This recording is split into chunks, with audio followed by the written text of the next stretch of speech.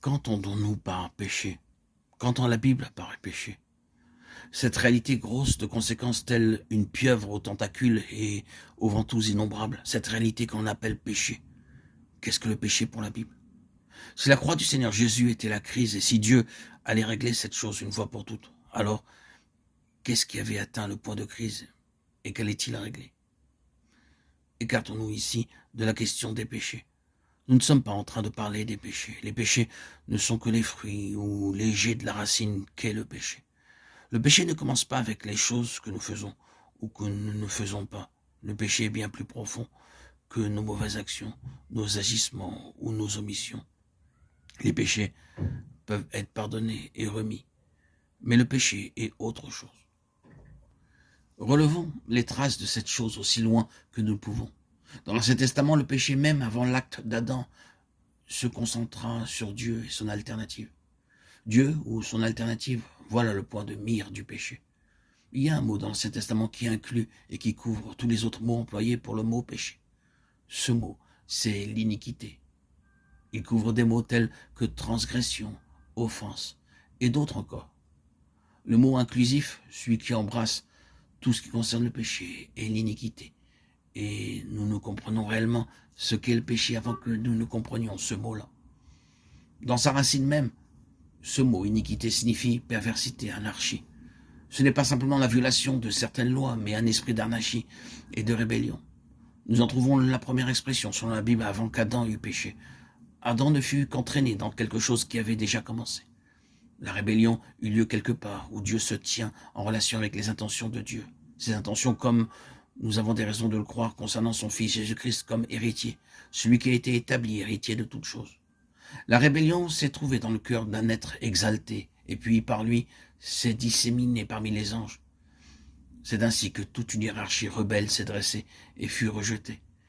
Et il nous est dit dans Jude 6 que Dieu les a réservés dans les lieux éternels pour le jugement.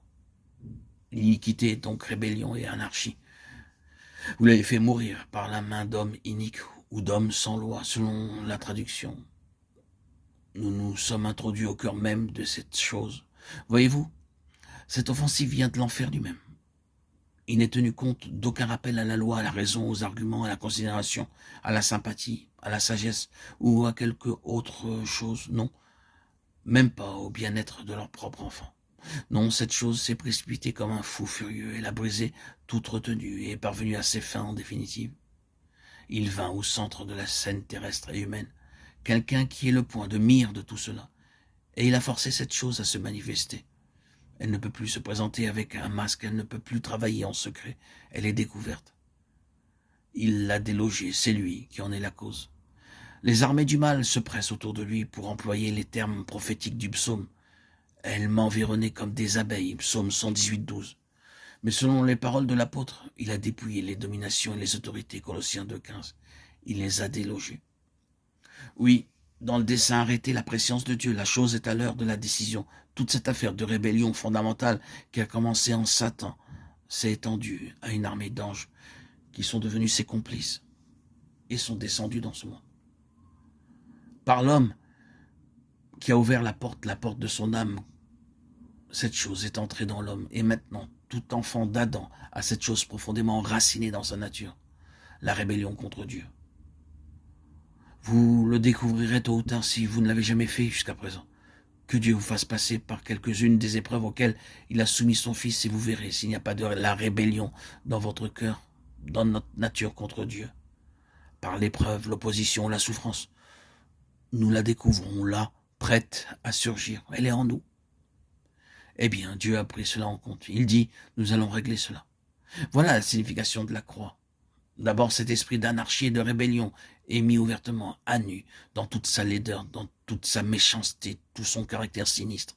Et ensuite, dans la croix, ce n'est pas simplement le mal comme une abstraction dont le compte est révélé, mais la personne qui en est responsable.